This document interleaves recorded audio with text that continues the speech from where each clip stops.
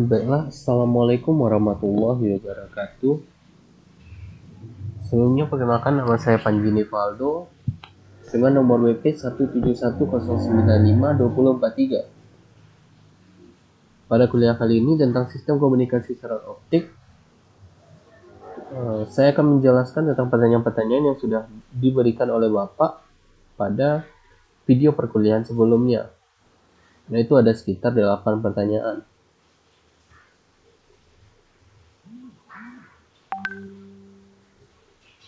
Untuk pertanyaan pertama, yaitu sistem komunikasi fiber optik mampu mentransmisikan 100 GB per second dan hubungannya dengan bandwidth.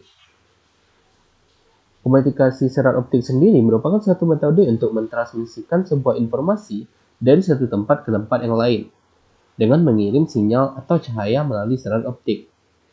Cahaya ini membentuk gelombang elektromagnetik yang dimana termodulasi untuk membawa informasi. Proses komunikasi serat optik meliputi beberapa langkah.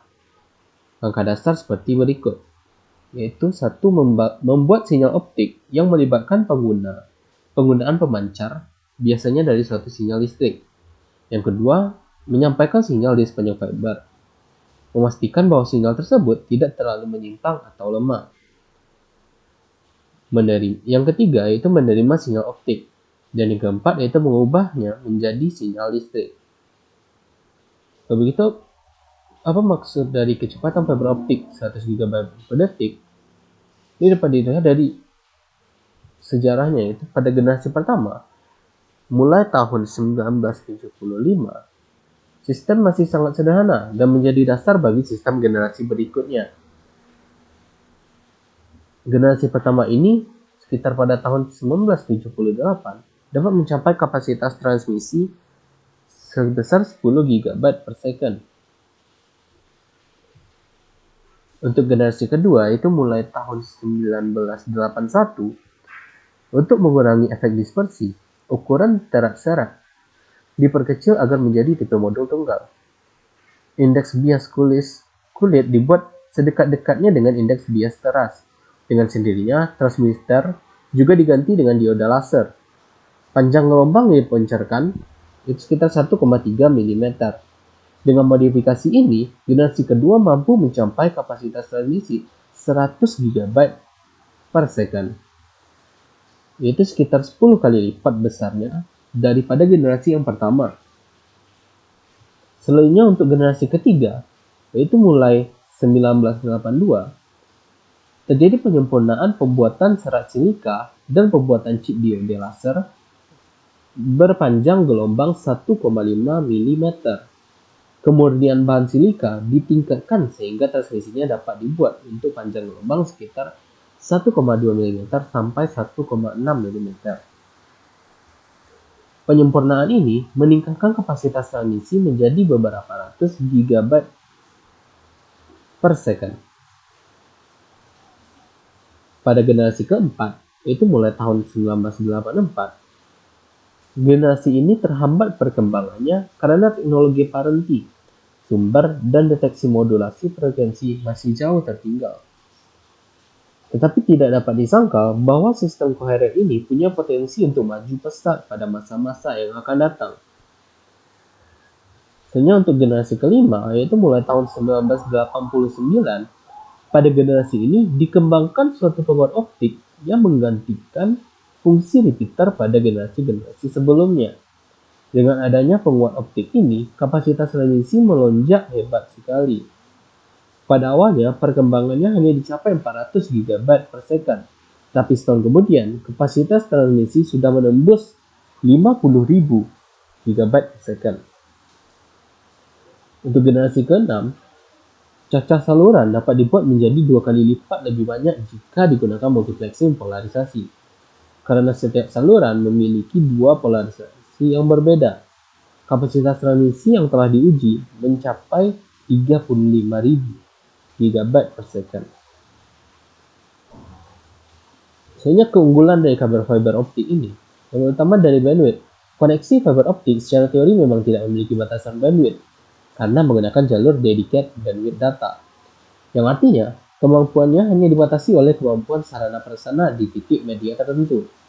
Hal inilah yang menyebabkan koneksi fiber optik menjadi yang terdepan karena mampu menghasilkan kecepatan hingga beberapa gigabit per second.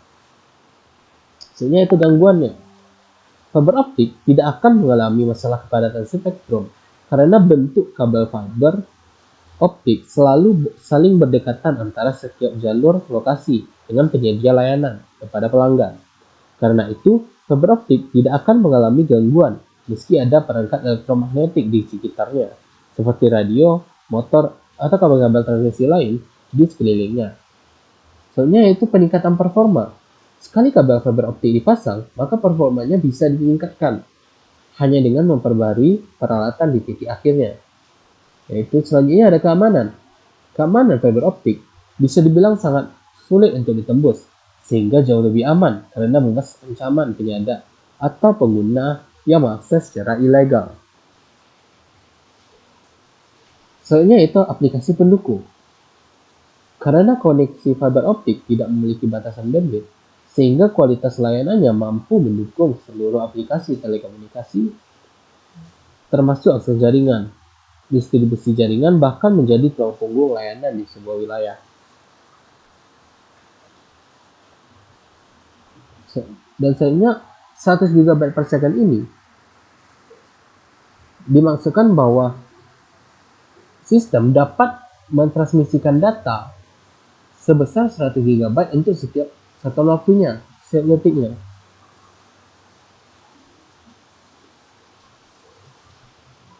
Sehingga untuk pertanyaan kedua, kenapa ada pembagian Windows pada serat optik? Jadi transmisi window, masing-masing efek memberikan kontribusi terhadap redaman dan dispersi tergantung pada panjang dari gelombang optik. Ada panjang gelombang band atau window di mana efek ini lemah dan ini adalah yang paling menguntungkan untuk transmisi. Window ini telah dibangunkan dan saat ini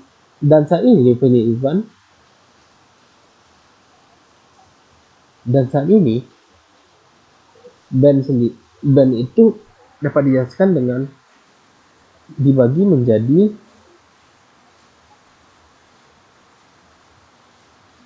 ada 6 band, yaitu band O, band E, band S, band C, band L, dan band U.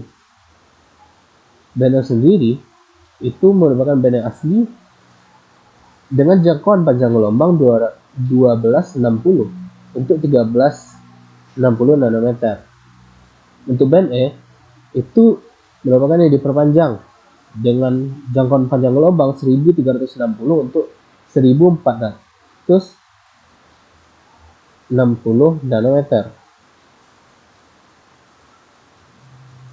Dan untuk band S itu panjang gelombang pendek berkisar antara 1460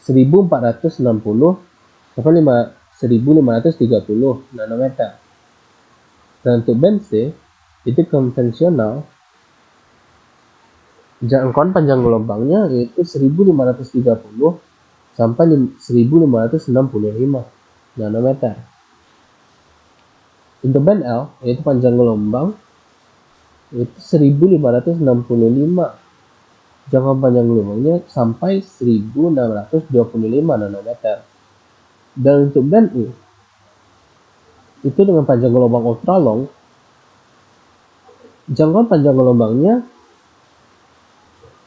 berkisar antara 1625 sampai 1675 nanometer.